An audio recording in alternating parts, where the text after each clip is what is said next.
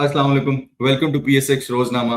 Auto और refinery sector को आज हमने ज्यादा चलते हुए देखा। जैसे हम पहले भी बता रहे कि डिफरेंट सेक्टर्स होते हैं जिनमें काम होता है, इसी तरह आज ऑटो रिफाइनरी सेक्टर में हमने ज्यादा उनको पॉइंट्स कंट्रीब्यूट करते हुए देखा। मुझे ओवरऑल आज का सेशन कैसा था? मेरा ख्याल है सेलिंग प्रेशर थोड़ा ज्यादा हमने मार्केट में देखा। थोड़ा सा बताइए। मार्केट तो सिर्फ 2200 पॉइंट ही माइनस की थी। और अगर हम ये समझें कि जो हमारा सपोर्ट एरिया है 179, एक रेंज होती है सपोर्ट की 177 टू 179, वो कल भी मार्केट ने टेस्ट की थी 179,500 का लो लगा के, और आज मार्केट ने 179,400 का लो लगाया है। और जो हमारा रेजिस्टेंस एरिया 1,82,000 के ऊपर हमारी काफी दफा बात भी हो चुकी है कि वो क्रॉस करेगा तो मार्केट बढ़ेगी, लेकिन अब उसके नीचे अगेन आ गई मार्केट। तो आज मार्केट ने जो हाई लगाया वो भी 1,82,276 पॉइंट का लगाया, और वहीं से ही टकराई रेजिस्टेंस से, और वहां से फिर नीचे आई और 1,81,260 पॉइंट पर क्लोजिंग हुई, तकरीबन 370 पॉइंट माइनस।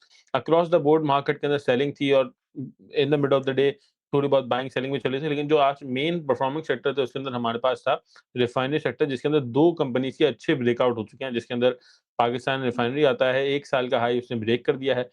40 रुपए के आसपास से 41 रुपए के करीब का हाई था उसका, और 42 रुपए के पास उसने ट्रेड करा, और तकरीबन जो है 41.80 41.70 के पास ही उसकी क्लोजिंग आई है पीआरएल की। और जो एक और हाई ब्रेक हुआ हमारे पास सिनर्जी का हुआ है लास्ट मंथ में, हमने रिजल्ट भी देखा था सिनर्जी का, बहुत शानदार रिजल्ट आया था। उसके बाद अच्छा हाई लगाया था 9 रुपए 30 पैसे का, लेकिन सस्टेन नहीं कर पाया था अपना ब्रेकआउट, और अब 9 रुपए 50 पैसे 55 पैसे तक काम करा दिया, तो उसका भी तकरीबन ब्रेकआउट कंफर्म हो चुका है। ये दो हो गए। और दूसरा हमारे पास एक और कंपनी है ऑटोमोबाइल असेंबलर, उसने भी बहुत अच्छा परफॉर्म किया, और सेक्टर ने भी, जिसके अंदर हीनो जो है वो कैप लगा। उसके बाद एचकार को हमने अच्छा परफॉर्म करता हुआ देखा, तकरीबन 30-35 रुपए। जीएएल हमारे पास प्लस था, और सबसे जो अच्छा परफॉर्म किया उसके इस सेक्टर में वो जीएचएनआई ने क्या है, अपर कैप लगाया, और 1100 रुपए का नया हाई जीएचएनआई का आ चुका है। तो मार्केट अगर हम देखते हैं सेक्टर वाइज, तो मार्केट के अंदर आज अच्छा काम हुआ। और अगर वॉल्यूम की मैं बात करूं, तो केएससी 100 के वॉल्यूम इस बार 47 करोड़ के रहे हैं, और केएससी ऑल के इंडेक्स 97 करोड़ के रहे हैं। तो वॉल्यूम कल के मुकाबले थोड़े कम है, क्योंकि छोटी रेंज थी मार्केट की, लेकिन फ्लक्चुएशन अच्छी मार्केट में मिल रही थी आज। भी हम कल भी जो हमने शो रिकॉर्ड किया उसके बाद कमेंट्स में भी काफी लोग कह रहे थे कि नहीं, it is not a bullish momentum, एक क्रैश एंटिसिपेट किया जा रहा है इन्वेस्टर्स की तरफ से। आपका इसके बारे में क्या पॉइंट ऑफ व्यू है कि जिस तरीके से जियोपॉलिटिकल टेंशंस की एक हिंट आई है कि वो बढ़ सकती हैं आगे जाके, तो would it lead to a crash या it is still a bull run जिसके अंदर एक छोटी मोटी करेक्शन? स्टॉक मार्केट की एक अच्छी चीज है कि हर कोई ना उसको डिफरेंट तरीके से रीड कर रहा होता है। किसी के लिए वो 4,000 पॉइंट 5,000 पॉइंट 6,000 पॉइंट निकलते तो वो क्रैश होते हैं। फॉरवर्ड लुकिंग पे क्या हो सकता है, अगेन मैंने कल भी बात की थी, हम वॉर प्रोडिक्ट नहीं कर सकते। वो कैन टेल यू इज कि करेक्शंस का स्पैन किस तरह का होता है और क्रैश का किस तरह होता है। क्रैश होता है फॉर एग्जांपल, अगेन जब मार्केट क्रैश करती है, अगर हम कल के एग्जांपल को लेकर चले तो आज भी मार्केट प्रेशर में होती, क्रैश करती, वो एक जो नेगेटिव सेंटिमेंट है वो प्रिवेल करता। वो नहीं हुआ, हमने थोड़ी सी रिकवरी भी देखी, थोड़ी चीजें सेटल होते हुए देखी। तो अगेन जब हम इंस्टीट्यूशनल बाइंग को या इंडिविजुअली बाय करना शुरू कर देते हैं तो फिर दैट मीन्स कॉन्फिडेंस वापस आ रहा है। और क्योंकि हम इस तरह के एपिसोड पहले देख चुके हैं इन द पास्ट, तो अब अगर हम इंटरनेशनल इक्विटी की बात करें, वो अब पॉजिटिव हो जाती है, कभी नेगेटिव होती है बेस्ड ऑन द न्यूज। तो पाकिस्तान का भी इसी तरह चल रहा है। तो ऐसे नहीं कि क्रैश है, वो एक एपिसोड वापस नजर आ रहा है। जब आप कहते हैं ना 60 दिन का सीज फायर है और ये एग्रीमेंट चल रहा है, तो उसमें चीजें बड़ी वॉलेटाइल हो रही होती हैं। आपको पता होता है कि सीज फायर जो है ब्रीच ना हो जाए, अगली स्ट्रेट ऑफ हॉर्मुज क्लोज ना हो जाए, ओपन ना हो जाए, बहुत सारी चीजें चल रही होती है। तो क्रैश नहीं है उस तरह। मार्केट ने प्रेशर लिया, बिल्कुल मार्केट करेक्ट हुई, मार्केट ने चीजें एब्जॉर्ब भी कर ली। बिल्कुल ठीक है मुफीज, मैं एक ही और सवाल कनेक्ट कर दूंगा सर। बिल्कुल ठीक है मुफीज, मैं एक ही और सवाल साथ कनेक्ट करूंगा कि पीएसओ के हवाले से हमने कॉल्स भी प्रोवाइड की थी, हमने बताया भी था कि फंडामेंटली साउंड कंपनी है, लेकिन इसके बारे में कुछ खबर भी आई है कि ऑडिट जनरल ने आइडेंटिफाई किया है कि 467 बिलियन के आउटस्टैंडिंग रिसीवेबल्स हैं, और डिलेड रिकवरी से जो पीएसओ की बोरोइंग कॉस्ट है वो बढ़ती जा रही है। मैं आपसे जानना चाहूंगा कि क्या कॉन्क्रीट मेजर्स हो सकते हैं जो पीएसओ ले रही है जिससे ये चीजें अवॉइड, ये सिचुएशन प्रिवेंट की जा सकती है फ्यूचर के अंदर, और किस हद तक इम्पैक्ट कर सकती है पीएसओ को? देखिए, सबसे चीज़ तो जो कॉर्पोरेट गवर्नेंस होती है ना किसी कंपनी के लिए, वो बेहतर करना बहुत ज़रूरी होती है, जो पीएसओ के केस में भी ज़रूरी है। रेगुलैरिटीज़ के साथ, कंप्लायंसेस के साथ काम करना बड़ी ज़रूरी। जो जो ये टैक्स का और बाकी इर्रेगुलैरिटीज़ का मामला है, उसमें एक चीज़ ये भी इम्पोर्टेंट है कि जो outstanding payments from the customers, वो जब नहीं हुई तो फिर आप फाइनेंस को फाइनेंसिंग की तरफ चले गए, फिर वो रिकवरीज़ नहीं हो सकी। तो वो रिकवरीज़ प्रॉपर तरीके से करें, कॉर्पोरेट गवर्नेंस ठीक करें, तो आपके जो कंपनी ऑपरेशंस हैं, वो ज़्यादा बेहतर होते हैं डेफिनिटली। अच्छा, पीएसओ जब ये खबर भेजी तो फिर उसके बाद पॉजिटिव भी था। पीएसओ को देख रहा था, मैंने कहा पॉजिटिव है। बट देन अगेन एक खबर आई है, वी एक्सपेक्ट के गवर्नमेंट ओन्ड एंटिटी में बहुत सारी चीज़ें चलती हैं, और एक पब्लिक लिस्टेड कंपनी की सबसे अच्छी चीज़ ये होती है कि उसकी हर चीज़ पब्लिक होती है। तो लेट्स से कोई मसला आ रहा है, तो वो छुपा हुआ नहीं है, वो सामने है, और वो इंशाल्लाह सॉल्व भी हो जाएगा। जैसे मुफीज ने पीएसओ के बारे में बताया, अगर हम थोड़ा सा कंपनी की बुक्स को देखें, फंडामेंटली कंपनी को देखें, तो कैश फ्लोज के हवाले से कंपनी अभी किधर स्टैंड करती है? लेकिन कैश फ्लो का तो प्रॉब्लम है, लेकिन एक और चीज़ इसमें हमें समझने की ज़रूरत है कि पीएसओ जो है वो स्टेट ओन्ड कंपनी है। पाकिस्तान हम्म। स्टेट गवर्नमेंट की कंपनी है। तो अगर से हम्म। कैश फ्लो का मसला भी होगा तो गवर्नमेंट पीछे पड़ के मसला हल कराएगी, और पास्ट में भी हमने देखा है सर्कुलर डेट का भी मसला हो गया था, बहुत ज़्यादा सर्कुलर डेट कंपनी के ऊपर हो गया था, लेकिन उसको भी हमने देखा कि मसला कुछ रिज़ॉल्व होने की तरफ गया। तो इसके अंदर I don't think cash flow का इतना अर्निंग्स में लिंक करेगा, क्योंकि स्टेट ओन्ड कंपनी, और मुझे लगता है कि सूनर और लेटर जो हमारा कैश फ्लो का मसला है, वो भी कंपनी खुद हल कर लेगी। एक्टिव मैनेजमेंट और पाकिस्तान की सबसे बड़ी कंपनी भी है। रेवेन्यू वाइज़ रेवेन्यू इसका सबसे बड़ा होता है, और आई थिंक कुछ दिनों के अंदर ही जो है वो करोड़ों अरबों का रेवेन्यू ये क्लोज़ कर देती है, तो कंपनी के अंदर ऐसा प्रॉब्लम नहीं है। और जहाँ तक हम अर्निंग्स की बात करते हैं, तो अर्निंग्स लास्ट क्वार्टर की इसकी बहुत शानदार आई थी, लेकिन जो फोर्थ क्वार्टर का रिजल्ट अब आएगा, उसके अंदर हो सकता है अर्निंग्स कुछ डैमेज कर जाएँ, क्या पता। कंपनी ने महँगी इन्वेंटरी ले ली है, क्योंकि ऑयल प्राइसेज़ इंटरनेशनल मार्केट के अंदर बढ़ गए थे, और इस अब पाकिस्तान के अंदर क्योंकि वापस ऑयल नीचे आ गया, तो हो सकता है इसके अंदर कंपनी कुछ लॉस हो या फिर अर्निंग्स कम हो जाए। लेकिन ओवरऑल कंपनी बहुत अच्छी है, कुछ पे आउट भी करती है, और अगर हम शेयर प्राइस की बात करते हैं, तो बहुत ज़्यादा हमें नीचे मिल रहा है। तो मुझे लगता है कि ये आपको अच्छा कैपिटल गेन दे जाएगा, लेकिन थोड़ा टाइम लग सकता है। ठीक है, मुझे इसी के साथ एक और सवाल है। जैसे एक लॉन्ग टर्म टारगेट्स पीएसओ के अगर हम देखें, और अगर हम 1 साल का भी टारगेट देखें, तो हमें पीएसओ के क्या टारगेट्स नज़र आ रहे हैं? तो मैं मुफीज से भी 2 स्टॉक्स के बारे में। देखिए, जून एंड 2027 की अगर मैं बात करता हूँ, तो मुझे पर्सनली लगता है कि ₹600 का टारगेट ईज़िली अचीवेबल है पीएसयू के लिए, और रिसेंट हाई के अंदर भी इसने ₹500 तक, ₹480 तक का हाई टच किया है। तो इतना कोई ज़्यादा ऊपर नहीं है टारगेट ₹600 का, लेकिन ईज़िली अचीवेबल मुझे लगता है कि विथिन अ ईयर हो जाएगा। ठीक है, ऐसे स्टॉक्स के अंदर वैसे भी पैनिक होने वाली कोई बात होती नहीं होगी, फंडामेंटली साउंड स्टॉक्स हैं ये।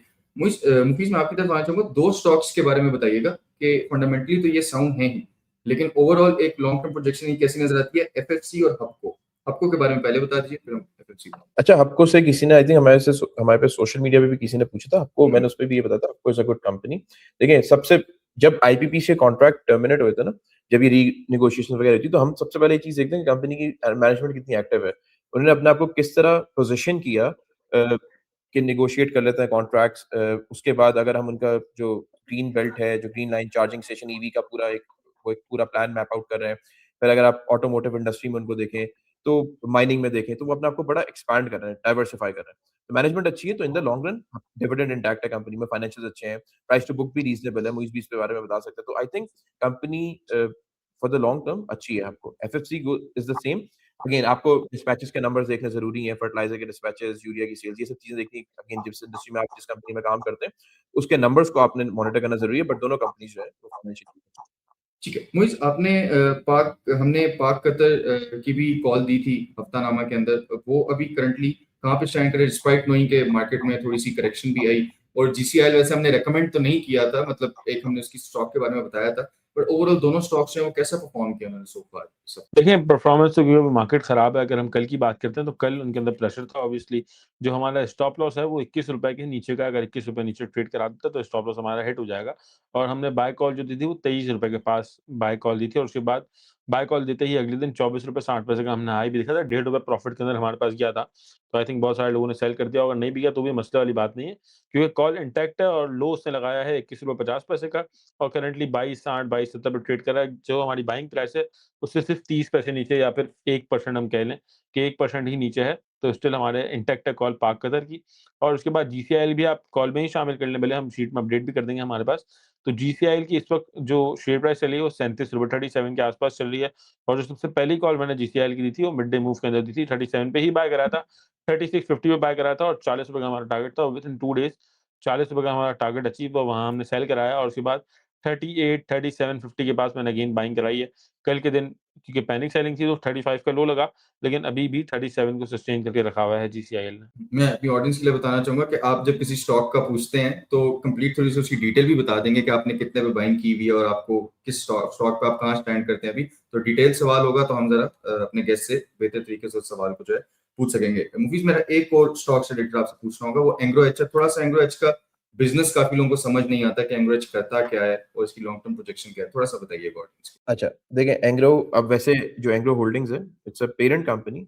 इसके अंदर हुँ। इसकी जो पावर सेक्टर है, ईपीक्यूएल, ईपीसीएल, फिर आपका ईफर्ट है, तो सब कंपनीज़ कमाती हैं और एंग्रो होल्डिंग्स के पास आता है, तो it's a diversified portfolio which has fertiliser, power, ये सारी चीजें इसकी डाइवर्सिफाइड है। एक इंपॉर्टेंट चीज ये कि अब एंग्रो होल्डिंग टावर बिजनेस में एक्सपैंड करी, तो इसने डिविडेंड नहीं दिया था क्योंकि कंपनी को अपने बिजनेस को एक्सपैंड करना था। अब ये चीज समझनी जरूरी है कि पाकिस्तान में टावर बिजनेस की पोजीशनिंग किस तरह की है, टावर बिजनेस एग्जैक्टली होता है। इंशाल्लाह हम ये काम करेंगे, इसको ना कोई वीडियो बना देंगे या हम किसी शो में इसको बिल्कुल। डिटेल से भी डिस्कस कर लेंगे कि टावर बिजनेस सिर्फ क्या है, जो उसने जैज से, आई थिंक करेक्ट मुइज, जैज से जो उसने टावर्स एक्वायर किए थे, आई थिंक कितने उस वक्त $500 मिलियन के थे, if I am not wrong. Amount तो कंफर्म नहीं है, लेकिन टावर्स आई थिंक कुछ 15,000 टावर्स थे। यस एग्जैक्टली, इस तरह के टावर, तो ये जो टावर्स एक्वायर किए तो इससे कंपनी की अर्निंग्स, एक तो कंपनी का जो पोर्टफोलियो वो डाइवर्सिफाई हो गया, दूसरा कंपनी की अर्निंग्स में बड़ा कंट्रीब्यूट होगा। इससे अभी कंपनी डिविडेंड नहीं दे रही, तो अगर आप इसको लॉन्ग टर्म के लिए सोचते हैं, लेट्स से जब ये थोड़ी सी स्टेबल हो जाए, आपको टावर बिजनेस की चीजें नजर आने लगे, तो फिर डिविडेंड भी इंटैक्ट हो सकता है और उसके बाद इसमें कैपिटल गेन आपको अच्छा मिल सकता है। तो yes, Engro holding is a good term. बिल्कुल ठीक है। मोइज, एक दिन बाकी है कल ट्रेडिंग सेशन का, और उसके लिए भी एक दिन के हवाले से क्या प्रॉफिट टेकिंग तरफ ज्यादा रहना चाहिए या बाइंग और डिप की ये अच्छी अपॉर्चुनिटी होगी कल के दिन, इस बारे में बताइए। तो प्रॉफिट टेकिंग तो आई डोंट थिंक बहुत सारे लोगों ने पैनिक के अंदर माल सेल किया होगा अपना। प्रॉफिट या लॉस वाले शेयर भी अपने सेल कर दिए होंगे। जो इन्वेस्टर्स हैं उनके पास हो सकता है शेयर्स हो, लेकिन मुझे लगता है कि बहुत सारे लोगों के पास स्टिल कैश अवेलेबल होगा, और अगर कैश नहीं होगा तो उन्होंने आज की मार्केट के अंदर बाइंग की होगी। अब स्ट्रेटजी ये है कि मुझे लगता है कि मार्केट के अंदर बाइंग करनी चाहिए। कल भी मैंने ये बताया था कि मार्केट अगर नीचे जाए तो बाय करेंगे हम। 179 180 के पास हमें मार्केट बाइंग का मौका दे दी, और मुझे लगता है ये अपॉर्चुनिटी हमारे पास फिर ना आए, मतलब हो सकता है आ भी जाए, लेकिन यहाँ पर अगर हम बाय करते हैं तो हमारे जो शेयर्स हैं वो 3-4 हज़ार पॉइंट या 5 हज़ार पॉइंट ऊपर इजीली सेल हो जाएँगे, और मार्केट का जो बड़ा लेवल है वो 182 का है और उसके बाद 188 का है। तो स्टिल आई एम बुलिश। मुझे लगता है कि मार्केट तेज़ी के अंदर ही रहेगी। अगर मैं अभी भी ऑयल देख रहा हूँ, अगर कंटीन्यूअसली ऑयल में देख रहा हूँ, तो 74 था अभी। रिकॉर्डिंग जब शुरू करे तो $74 के पास ट्रेड कर रहा था, और अभी 72.99 ट्रेड करा रहा है, 72.99 पे चला है। तो आई डोंट थिंक कि ऑयल भी इतना तेज़ी से ऊपर जा रहा है। इसका मतलब ये है कि जंग इतनी कोई मैसिव नहीं हो रही, बिल्कुल लिटिल बिट जो हो रहा था जंग खत्म होने के बाद भी, सीज़ फायर के दरमियान भी जो चीज़ें हमने देखी थी पहले, जिसकी वज़ह से मार्केट प्रेशर ले रही थी, पैनिक ले रही थी। तो एग्ज़ैक्टली सेम मुझे वही चीज़ें लग रही हैं। तो एज़ सच कोई पैनिक वाली सिचुएशन स्टॉक मार्केट के अंदर नहीं है, लेकिन आपने वर्स्ट के लिए हमेशा रेडी होना होता है। तो कैश स्टिल होना ही चाहिए आपके पास। 100% पोर्टफोलियो, 100% कैश यूटिलाइज़ नहीं करना है आपने। कुछ कैश छोड़ के आप थोड़ी बहुत बाइंग मार्केट में कर सकते हैं अभी। मूवीज, जैसे मुइज ने ऑयल के बारे में बताया कि अभी 70s की रेंज में चल रहा है, पाकिस्तान के इंपोर्ट बिल के लिए किस हद तक ऑयल की प्राइस अगर जाए तो एक स्ट्रेन जो है पाकिस्तान की इकोनॉमी पे आ सकता है, और किस रेंज में रहे तो वुड बी हेल्दी, और एक प्रोजेक्शन आपको क्या लगती है? 85 टू 90 के बीच में ना पाकिस्तान अफोर्ड कर लेता है। अगर 85 टू 90 के बीच में रेंज करता है ना, तो यहाँ तक तो पाकिस्तान अफोर्ड कर सकता है अपने इंपोर्ट बिल पे। इससे ऊपर जाते तो थोड़ा सा प्रेशर क्रिएट होता है। तो अभी उससे नीचे है तो कोई ऐसे इंशाल्लाह मसले की बात नहीं है। इससे ऊपर नहीं जाना चाहिए। और अगेन 67 68 यहाँ से चलना शुरू होता है, तो अभी 72 73 है, तो कोई इतना बहुत बड़ा फर्क नहीं है। बिल्कुल ठीक है। मैं इसके साथ ये चीज़ भी बताऊँ कि हमारी जो सर्विसेज होती हैं वो पेड भी होती हैं, और अगर आपको ये सारी चीज़ें रिक्वायर्ड हो तो ये हम फ्री भी प्रोवाइड करते हैं अपने क्लाइंट्स के लिए, मेंबर्स के लिए, और उसका तरीका बहुत ही आसान है। अगर आप स्टॉकिफाई के साथ अपना अकाउंट शिफ्ट करवाते हैं तो आपको तमाम सर्विसेज, जिसमें 26 live in sessions, portfolio review, trade desk की फैसिलिटी और swing trade calls, investment call, ये सारी चीज़ें एक ही जगह पे प्रोवाइड की जाती हैं। आपने एक व्हाट्सएप करना होगा 0301 और टीम आपको तमाम तफसीलात से गाइड कर देगी। ये था आज का PSX रोजनामा। आपने कमेंट्स में जरूर बताना है कि कौन से स्टॉक्स हैं, डिटेल में बताइएगा जिनसे आप चाहते हैं कि हम अपने गेस्ट से पूछें। हम उन स्टॉक्स को जरूर डिस्कस करेंगे। और इस संडे का जो हफ्तानामा होगा, ये संडे स्पेशल हफ्तानामा होगा, जिसके अंदर हम काफी चीजों को डिस्कस करेंगे, और कंपनीज के फंडामेंटल्स और कंपनी की फाइनेंशियल स्टेटमेंट्स को भी डिस्कस करेंगे, और काफी चीजें होंगी जो आपको लर्निंग के लिए प्रोवाइड की जाएंगी। इंशाल्लाह आपसे मुलाकात होगी हफ्तानामा के अंदर। तब तक के लिए मुझे और मेरी टीम को इजाजत दीजिए। अल्लाह हाफिज।